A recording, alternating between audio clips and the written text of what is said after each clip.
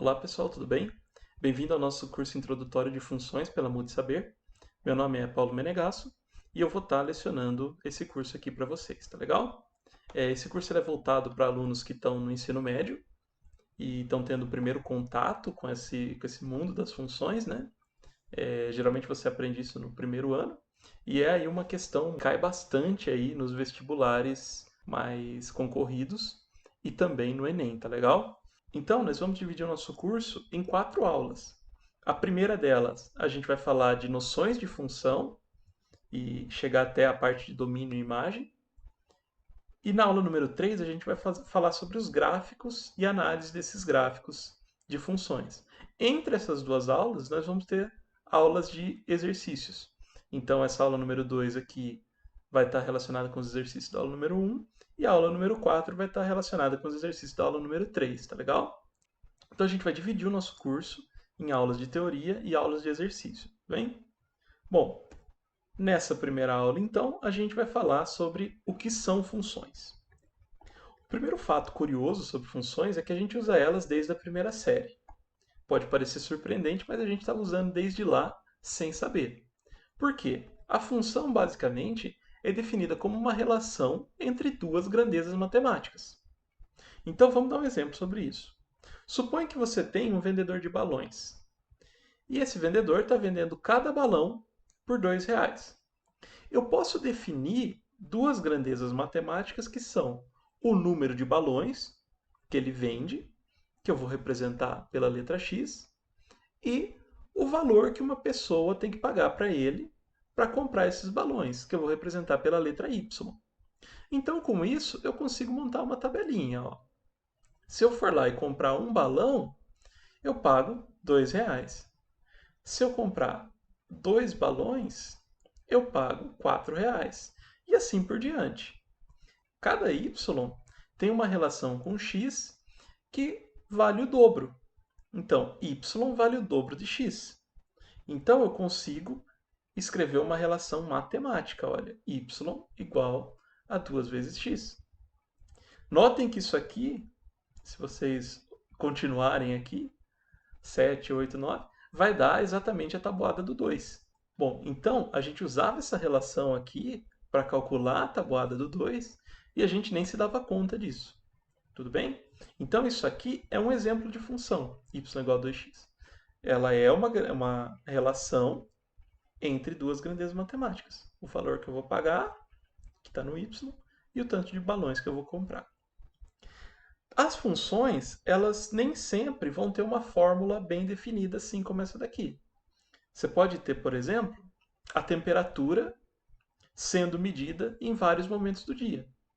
Então eu medi lá, à meia-noite estava 18 graus, às 2 da manhã 17, e assim sucessivamente. Notem que eu monto uma relação entre essas grandezas, eu posso até construir um gráfico, olha, depois a gente vai ver melhor como tratar esses gráficos, mas eu posso construir um gráfico, mas não necessariamente eu tenho uma relação do tipo, y vale 2x. Não é a mesma coisa. Você vê que ela já não vale aqui para o primeiro ponto. Ó. Então, não necessariamente eu preciso ter uma equação, mas isso não deixa de ser uma função, tá legal? É só que eu não sei explicá-la, eu não sei relacioná-la com maneiras triviais, como era o caso do outro exemplo. Então, pessoal, notem que eu não preciso ter apenas duas variáveis no meu problema. Vamos supor que eu meço uma terceira quantia, que é a umidade relativa, e represente ela aqui pela letra Z. A relação entre y e x é diferente da relação entre x e z. Então eu tenho duas funções nesse caso. Uma que relaciona y com x e outra que relaciona x com z. Eu posso eventualmente ainda ter uma terceira relação que relaciona y com z. Então aqui no caso eu posso escrever 3 funções distintas, muito embora eu ainda não saiba uma fórmula matemática para elas. Fica um pouco mais claro quando a gente olha isso através da representação de conjuntos. Então vamos supor que eu tenho um conjunto X com esses elementos, ó, menos 7, 0, 1, 2, 3, e eu tenho um conjunto Y com os elementos 0, 1, 2, 3, 4, 5. Aquelas tabelas significam o seguinte, que para cada elemento em x, eu posso associar com um elemento em y. Olha aqui, o 0 está associado com 1, o 1 está associado com 2, o 2 com 3, o 3 com 4. Então, cada elemento no conjunto x está associado com esse elemento no conjunto y acrescido de 1. Então, essa relação aqui diz que os valores de y são igual aos valores de x acrescido de 1. Notem que elas não precisam valer para o conjunto todo. Eu não tenho o menos 7 relacionado com ninguém e eu não tenho o 0 e o 5 relacionados com ninguém. Então, embora eu tenha esses elementos aqui, que não estão relacionados, ela ainda vale como função. Então, isso ainda é uma função. Eu posso ter também, num segundo caso, mais de um elemento de x associado a um único elemento em y. É a função x². Se eu pegar um número ao quadrado, por exemplo, o 2, não importa se é mais 2 ou menos 2, o resultado vai levar a 4. Então, isso aqui ainda é uma função. Eu ter dois números em x que podem levar ao mesmo número em y. O que não é uma função é quando eu tenho um número em x levando a dois números diferentes em y. Existem relações desse tipo na matemática. Um exemplo é a equação da circunferência, que a gente vai ver lá em geometria analítica no futuro, mas ele não representa uma função. Então, é uma relação, mas não é uma função. Tudo bem? Porque eu não posso ter um número em x levando para dois números diferentes em y. Isso não caracteriza a função. Tá legal? Bom, falando um pouco da representação dessas funções, vamos pegar o nosso primeiro exemplo, y igual a x mais 1. A variável x é chamada de variável independente. Porque, essencialmente, eu vou estar trabalhando com o conjunto dos reais. Geralmente, quando você faz funções, você não trabalha com esses conjuntos limitados, 0, 1, 2, 3, 4. Você trabalha nos reais. Então, a priori, eu posso escolher qualquer valor desse conjunto para colocar no lugar do meu x. E o valor que vai retornar no lugar do y, eu chamo de variável dependente. E por que é variável dependente? Porque dependendo do número que eu colocar aqui em x, eu vou ter um valor diferente no y. Então, é só isso. Eu poderia inverter, poderia escrever que x é igual a y menos 1, e aí chamar o y de variável independente e o x de variável dependente? Poderia também, sem problema algum. Só que geralmente a gente escreve dessa forma aqui, com o x sendo a variável independente. Cuidado que alguns exercícios vão inverter isso, tá? Então sempre, ou sempre não, mas geralmente a variável que está isolada é a variável independente. A gente vai ver mais exemplos disso na nossa aula de exercícios, tá legal? Para ficar bem claro. Ok. Então, a notação que a gente usa para funções é essa daqui, ó. Falar que o y é um f de x. É assim que a gente lê. Y igual a f de x. E esse f de x, no caso do nosso exemplo, então, é x mais 1. Se a gente quiser saber o valor da função, a gente tem que passar um valor de x. A gente tem que escolher um valor de x. Por exemplo, quando x vale 3, o f de x vale 4. Porque no lugar do x eu vou colocar 3, vai ficar 3 mais 1, que é igual a 4. No f de menos 10, eu coloco no lugar do x 1 menos 10 mais 1, menos 9. Então, f de 10 é igual a menos 9. Então, basicamente, o valor que tiver aqui nesse lugar, no lugar do x, eu vou colocar no lugar do x na minha equação. Ou melhor, na minha relação, né? Então, para calcular o valor da função em algum ponto, não tem segredo. É só substituir esse x no lugar do x aqui. Tudo bem? Então, a gente pode pensar nas funções como sendo uma máquina. Eu entro com uma grandeza, ela faz um processo com essa grandeza e sai com outro valor. Ó. Entro com x, 3, faço alguma coisa com ele, somo 1, saio com outro valor, 4. Tudo bem? Então, esse é uma boa representação para as nossas funções. Ok. Sempre que você tem uma função, o x vai pertencer ao conjunto A e o y vai pertencer ao conjunto B. Geralmente os reais, como eu disse, né? Mas, assim, se forem esses nomes A e B, a gente diz que o f de x é uma função de A em B. Tudo bem? Então, em alguns exemplos, vocês vão ver lá escrito: seja f uma função de R em R, real em real. O que isso quer dizer? Que o conjunto dos números x é real e o conjunto dos números y também é real. Tudo bem? Só isso. Um exemplo é, se o x pertencer aos naturais e o y aos reais, f de x é uma f de n em R. Tudo bem? É só isso que quer dizer. Mas, geralmente, nos exercícios vai ser f de R em R. Ok. Eu ainda tenho outra nomenclatura para as variáveis dependentes e independentes. A variável independente da função eu posso chamar também de argumento ou elemento de domínio, enquanto a variável dependente eu posso chamar de valor da imagem. Então, por exemplo, se eu tiver uma função qualquer que seja f de 4 igual a 8, o 4 é o argumento e o 8 é a imagem da função. Lembrando, vamos supor que eu mudasse aqui. Tivesse um f de 5 igual a 10. Então, o argumento seria 5 e a imagem seria 10. Eu tenho várias imagens, posso ter várias imagens e vários argumentos dentro de um domínio, tudo bem? Bom, e o que é um domínio de função? O domínio vai ser definido como o conjunto das variáveis independentes. Então, todas as variáveis dependentes vão estar dentro de um conjunto que se chama domínio. Todas as variáveis independentes vão estar dentro de um conjunto que se chama contradomínio. Então, mesmo aquelas em que eu não tenha nenhuma relação com elas, elas fazem parte do contradomínio.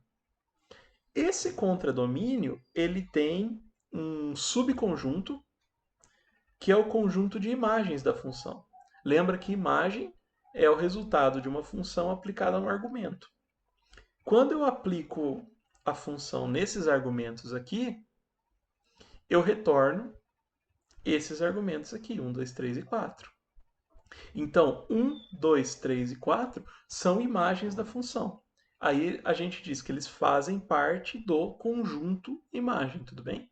Então, as imagens fazem parte do conjunto imagem, o que é razoável, né? Então, lembre-se dessas relações. O domínio são os valores que eu posso colocar para x em uma função, para variável independente. O contradomínio são todos os valores possíveis para y.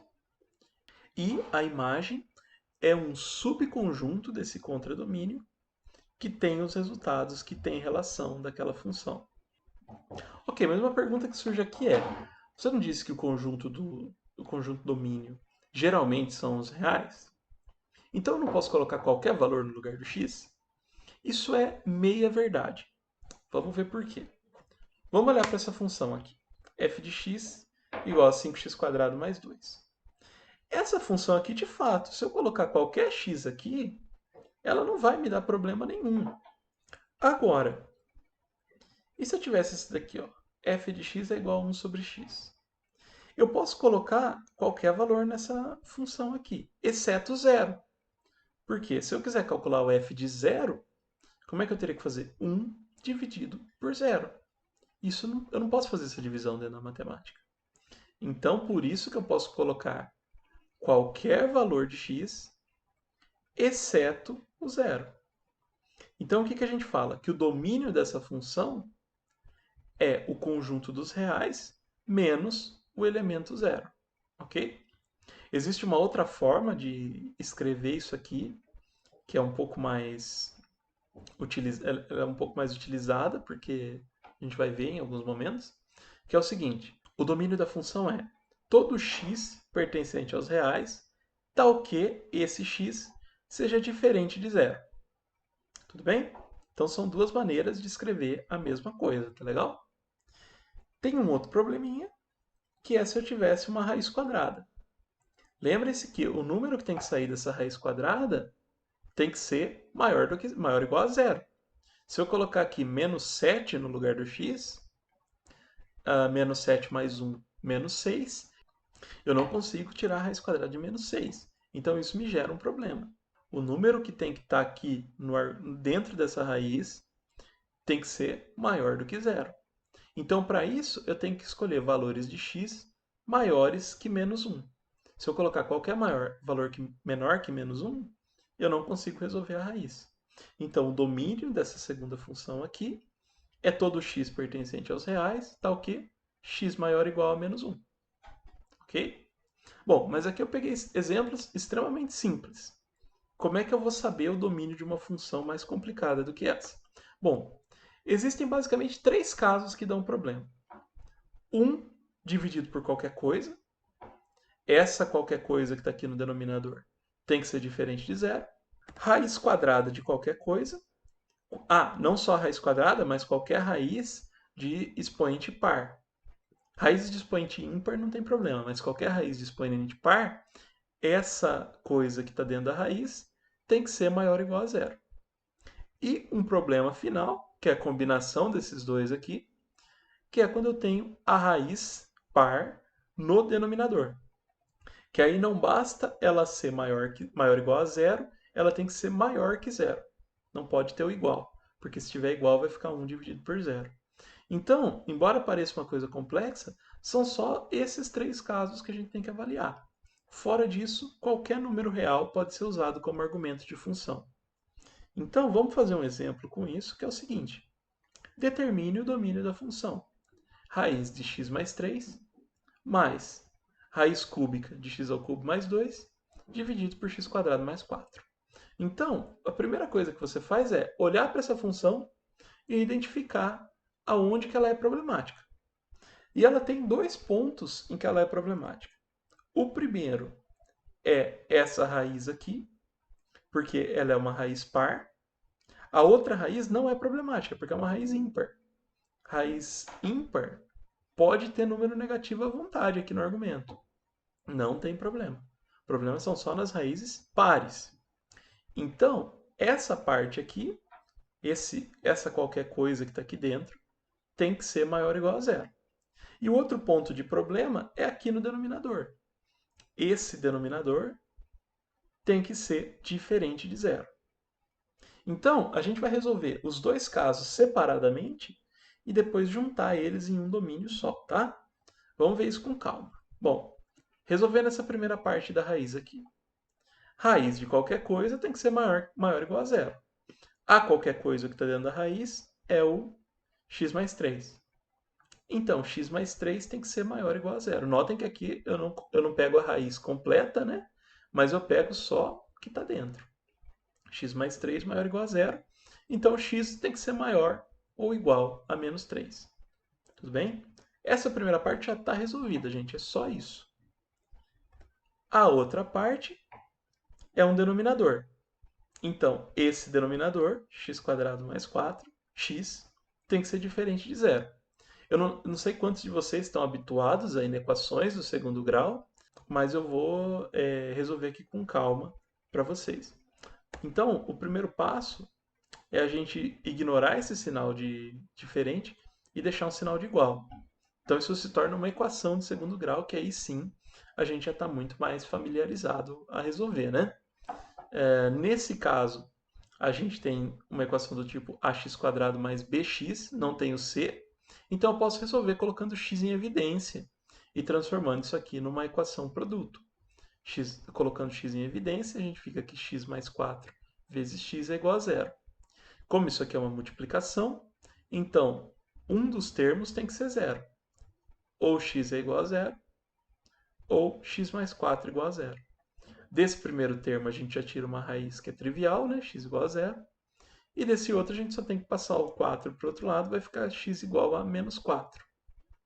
Resolvida a equação, para eu resolver a inequação, é só no lugar de igual voltar para diferente. Então, o domínio dessa parte da equação é x diferente de zero, x diferente de menos 4, tudo bem? Agora a gente vai juntar os dois domínios. Como é que a gente faz isso? A primeira coisa que você tem que fazer é desenhar uma linha reta aqui, e essa reta vai representar os seus valores de x, tá?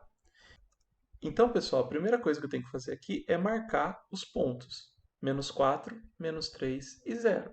Que são os pontos aqui, aspas, problemáticos do nosso domínio, tá?